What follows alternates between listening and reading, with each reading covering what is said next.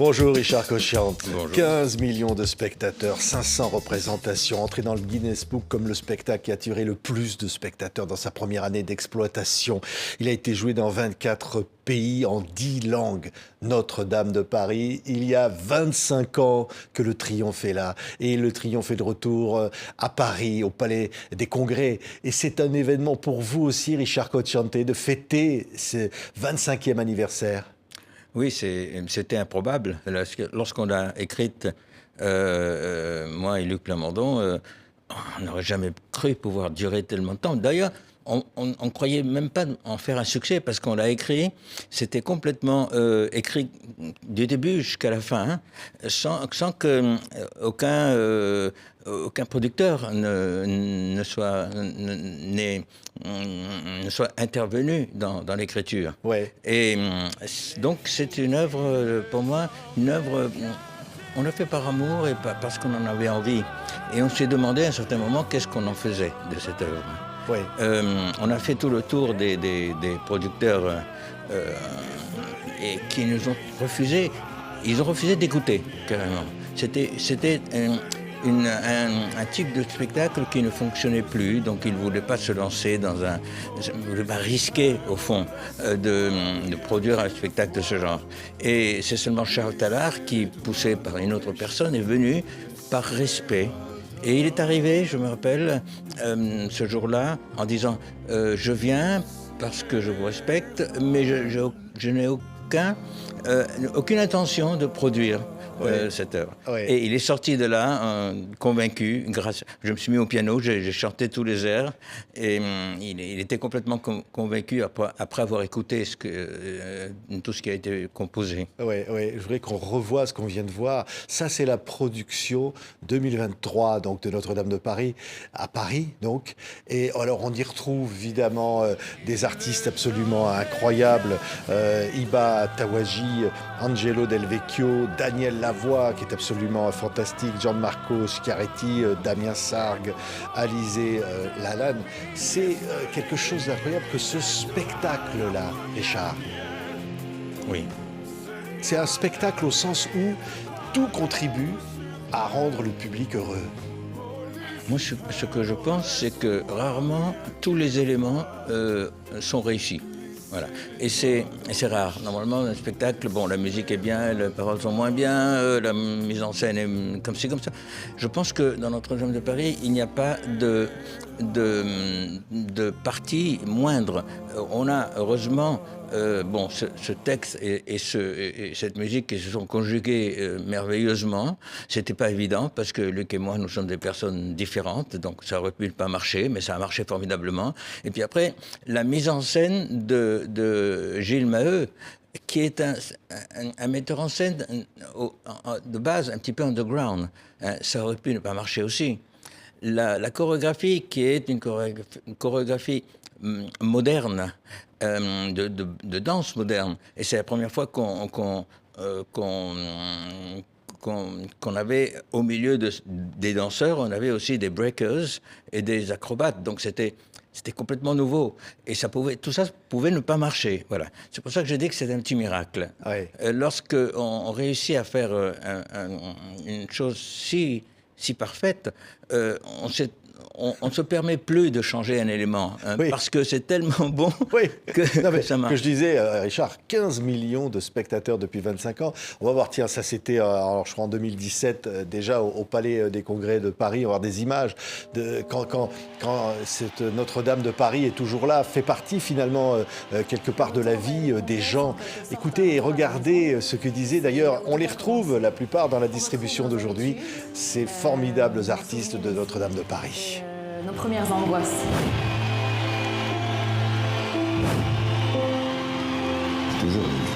J'ai eu envie de pleurer quand j'ai vu le plateau hier, parce que je suis rappelé de ces moments-là et un an, je pense à l'an qui est passé, l'année qu'on a fait en tournée par toute la France, et ça fait un énorme plaisir de revoir le public du Palais des Congrès. Le palais, c'est quand même là où tout a commencé. C'est d'abord une salle que j'aime beaucoup et je sens quand même que Notre-Dame a commencé ici. Et c'est quelque chose de très spécial. J'adore cette salle. Et c'est là, au Palais des Congrès, que tout a commencé, Richard. C'est un souvenir que la première au Palais des Congrès de Notre-Dame de Paris. Vous étiez anxieux, vous disiez... Oui, vous savez, on avait à peine sorti, un mois avant, on avait sorti le single Belle, et qui a vendu 1 million de copies en très peu de temps. Et on était anxieux parce qu'on s'est dit, est-ce que le spectacle sera à la hauteur de ce que les gens ont entendu? Au fond, ils s'attendaient beaucoup de Notre-Dame de Paris, donc on était anxieux, oui. Ouais, on va aller voir ces danseurs de Notre-Dame de Paris en 2018 qui envahissaient alors les rues de Montréal. C'est pour dire que ce spectacle est joué dans le monde entier. Dans le monde entier. À chaque instant, il y a Notre-Dame de Paris presque quelque part dans le monde, Richard. Oui, c'est une autre particularité de l'œuvre. Certaines œuvres ne s'exportent pas si facilement, et surtout lorsque l'original est en français. Vous savez, normalement dans le monde de Broadway ou de West End, c'est en anglais, donc ça s'exporte plus facilement au fond. Mais un spectacle d'origine, en langue française, qui s'exporte dans tout le monde, c'est très rare. Et Notre-Dame de Paris, où on va, dans n'importe quelle langue, elle est chantée, les gens l'acceptent, les gens l'aiment. Et c'est un plus, oui. Je veux dire. J'ai à la fois bien sûr des mélodies et puis des mots de Luc Plamondon qu'on salue, et de Victor Hugo, la contribution de Victor Hugo quand même, faut pas l'oublier. Alors ça a été une des choses qui m'ont fait douter, le fait que quand Luc est venu me proposer ce sujet, le sujet de cette œuvre magistrale qui est Notre-Dame de Paris, écrite par Victor Hugo, je me suis dit, est-ce qu'on réussira à faire quelque chose de noble, à la hauteur, voilà. Donc ça m'a fait douter un petit peu. Mais à ce moment-là, j'ai tiré, parce que je compose toujours, donc j'ai pris de mes tiroirs. J'ai beaucoup de réserves. J'ai pris de mes tiroirs les airs que je croyais justes pour Notre-Dame de Paris et j'ai fait écouter à Luc. Et lorsque Luc est tombé sur un air qui faisait Time, time. Et là, il a écrit les premiers mots. Belle, c'est un mot qu'on dirait inventé pour elle. On s'est regardé, on s'est dit, wow, on peut le faire. Ah ouais. On peut le faire. Et je pense que c'est... À partir de ce moment-là, ça a été un flot de composition, mais immense. C'est-à-dire qu'on a été submergé par tout ce qui nous arrivait. D'ailleurs, on a coupé une demi-heure de composition, mais ça prouve la sincérité de la composition. On ne l'a pas fait pour faire un succès, on l'a fait parce qu'on a été transporté par une espèce de mood, d'envie d'exprimer et d'écrire une histoire en musique. Ouais, on va voir des images au Liban, tiens, en juillet 2017, à Notre-Dame de Paris qui voyage. Notre-Dame, évidemment, c'est quelque chose d'universel, au fond. Cette histoire-là est presque, j'allais dire, universelle, Richard. Elle est universelle en tant que ça raconte au fond la diversité humaine, la difficulté de vivre lorsqu'on n'est pas comme les autres. Et c'est le cas de Quasimodo, c'est le cas d'Esmeralda, c'est le cas de Clopin, mais c'est le cas aussi des réfugiés. On parle beaucoup des réfugiés. Alors, à l'époque, ça a été inséré parce que c'est dans l'histoire de Victor Hugo. Et Luc a eu l'idée de les appeler les sans-papiers, donc il a actualisé ce terme qui n'existait pas à l'époque. Et on se rend compte qu'aujourd'hui, c'est encore plus valable, c'est encore plus fort. Peut-être qu'aujourd'hui, on nous aurait traité un petit peu d'opportuniste d'utiliser ce sujet, mais c'était vraiment quelque chose qui existait et qui existera, je pense, toujours. Ouais, tiens, Richard, on va regarder ce qu'on appelle comme ça une présentation de quelques instants de Notre-Dame de Paris à New York. Regardez ce qu'on en dit. Don't miss this strictly limited engagement of the pop rock blockbuster based on Victor Hugo's classic novel, Notre-Dame de Paris. Now playing. Get your tickets today. The international musical phenomenon. Notre-Dame de Paris, on dit, c'est ça. Oui, on dit comme ça, oui. Et, en français. Ouais. Et on est allé à New York. Mais c'est ça qui est extraordinaire, c'est de jouer Notre-Dame en français à New York. Et ce que les gens ont dit, c'est que c'est complètement différent de ce qu'on entend ici. Ils l'ont accepté parce que c'est pour eux une nouveauté. Voilà. C'est incroyable. Oui. Allez, tiens, si on allait entendre Belle en russe, ça donnerait quoi? Écoutez ça. Озарил мою больную душу. Нет, твой покой я страстью не нарушу. Бред, полночный бред терзает сердце мне опять. О, Эсмеральда, я поспел тебя желать. Ça, c'est pour le compositeur, entendre sa chanson en russe. Oui, mais je suis un petit peu habitué parce que en tant que chanteur, ça fait très longtemps que je fais des versions de chansons. Et donc, j'aime disons, mettre des paroles du lieu, c'est-à-dire faire participer les gens du pays. Par exemple, la version italienne est une très belle version. Et les Italiens se sont appropriés carrément de Notre-Dame de Paris. Pour eux, c'est à eux. Voilà. Oui. Et c'est grâce à la langue, parce que si on l'avait fait en français, peut-être que ça n'aurait pas eu le même effet. Et il suffit que ce soit bien écrit. Voilà. Et je pense que ça va être un artiste qui traduit un autre artiste. C'est pas seulement un travail mécanique. Il faut donner quelque chose d'artistique et de spécial et qui appartient aussi au pays, dans le langage et dans la manière de s'exprimer. Alors pourquoi pas Notre-Dame à Taïwan? Tiens, Notre-Dame se transporte, on va voir ses saluts Taïwan, Notre-Dame de Paris. Regardez donc ces images.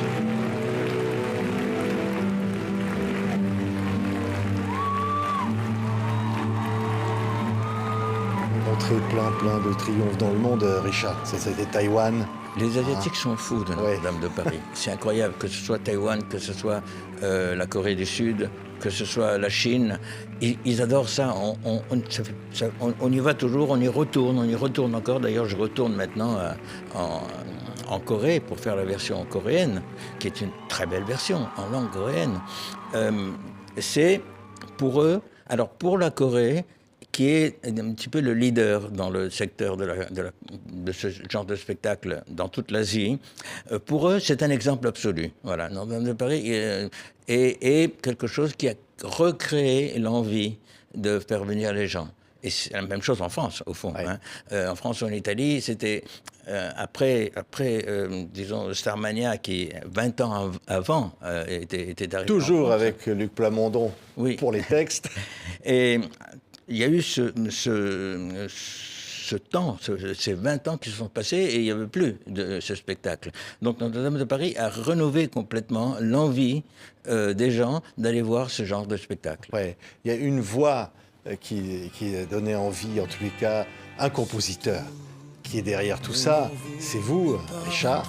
Et là, on entend un de vos immenses succès carrière qui a précédé Notre-Dame de Paris. Et quand on entend Marguerite, on se dit, ouais, il y a quand même cette parenté. C'est votre œuvre. Écoutez Marguerite. Qu'elle dormira, moi, je lui construirai des rêves pour que plus jamais rêver. Elle ne se lève les yeux en pleurs. Et pour que cette longue nuit ne soit plus jamais noire et profonde, je demanderai à la lune. C'est ça, non mais je le dis franchement, on vous entend chanter Marguerite, c'était dans les années 70, 80, oui. Hein, et on se dit, ouais, il y a cette parenté. Mais c'est plus que la parenté. Lorsque j'ai écrit Notre-Dame de Paris, j'ai décidé d'être moi-même complètement. Ouais. Je ne voulais pas faire quelque chose de différent parce que c'est une œuvre, un opéra. Non, c'est simplement ce que je suis.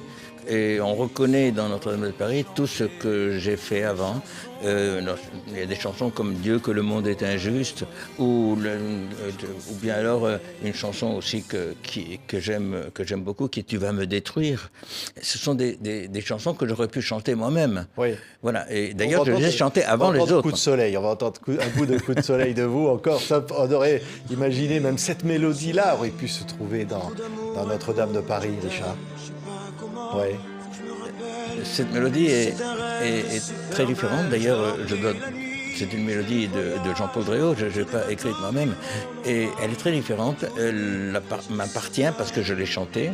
J'ai donné mon empreinte en tant que chanteur. Mais mon empreinte en tant que chanteur, je l'ai donnée aussi dans Notre-Dame de Paris. J'ai chanté tous les airs avant tous les autres. Et lorsque ça a été fini, on m'a dit, mais qui c'est qui va pouvoir chanter ça? Ouais. Parce que c'est très difficile, vous savez, c'est une extension énorme. Et j'ai toujours eu confiance dans la grande qualité des chanteurs, il suffit de les chercher. Et on a trouvé d'ailleurs des chanteurs extraordinaires, encore aujourd'hui, mais à l'époque, pour interpréter ces... Mais tout ça, c'est imprégné de ce que j'avais déjà donné comme impression, ma voix et ma manière de penser. Ouais. Et je précise que Marguerite est considérée comme peut-être la plus grande chanson en Italie. Elle fait partie du patrimoine italien, on va dire. En Italie, ça a été élu comme la chanson du siècle. Ouais. Voilà, Ouais. c'est vraiment la chanson que les Italiens aiment par-dessus tout. Ils m'identifient avec cette chanson, en effet.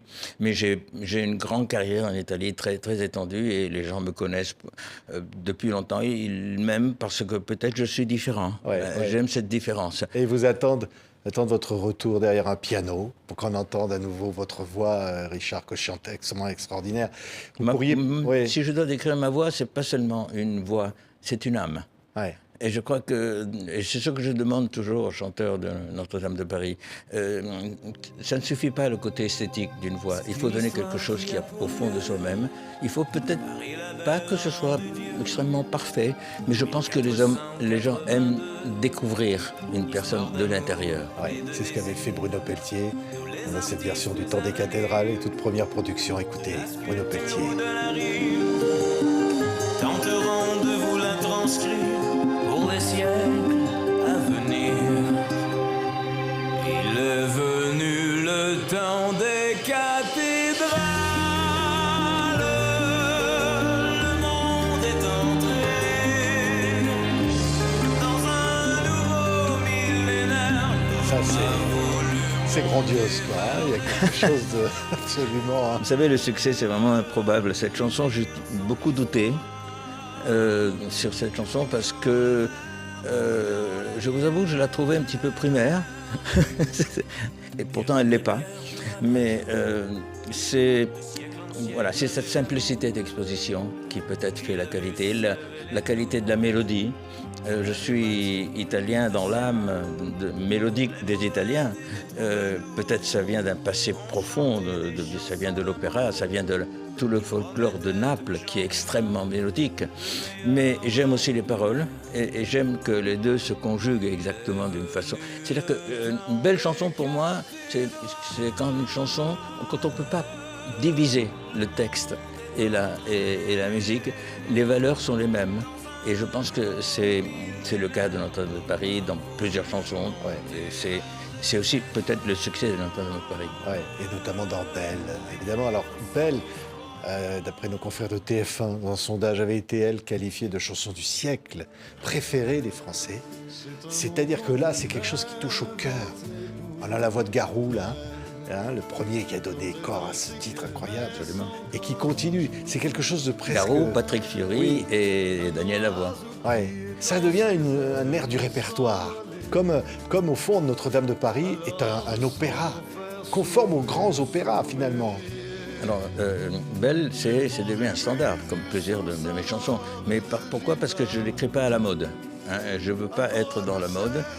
J'essaie d'être un petit peu parallèle par rapport à tout ce qui se fait. Et ça fait qu'elles durent, ces chansons. Alors, oui, c'est un opéra, Notre-Dame de Paris. Souvent, on me le nie, mais c'est un opéra d'aujourd'hui. Opéra, ça ne veut pas dire écrire avec des violons, avec des voix de chanteurs d'opéra. C'est écrire avec ce que le temps nous donne. Alors, c'est un opéra parce que c'est chanté du début jusqu'à la fin. C'est-à-dire que la comédie musicale, souvent, il y a des dialogues parlées et des parties chantées, il y a aussi le côté léger de la comédie musicale. Notre-Dame de Paris est lourd, c'est une tragédie. Il y a 3 morts à la fin, il ne faut pas oublier. Et c'est ce côté qui donne le côté opéra. Le sujet est profond et dur quelquefois, et la musique doit prendre le dessus. Mais les paroles doivent avoir cette valeur qui se conjugue, qui a été donnée grâce à ce contraste qu'on est, moi et Luc. J'aime les contrastes, j'aime ce heurt qui s'est créé entre nous deux. On s'est conjugué peut-être parce qu'on est différents. Et c'est souvent comme ça dans les couples. La différence fait qu'on peut vivre ensemble. Et voilà. Et je pense que j'aime pas écrire avec des auteurs qui sont de mon côté, qui écrivent de la même manière que j'ai de penser. Au contraire, j'aime qu'ils me proposent quelque chose qui au début me heurte, au début me font réagir. Et c'est le cas de cette écriture merveilleuse entre nous deux. Merci. Merci beaucoup, Richard Cochian. Et le miracle continue, évidemment, au Palais des Congrès, là où tout a commencé. Et c'est un triomphe 25 ans après Notre-Dame de Paris. Merci, Richard. Merci.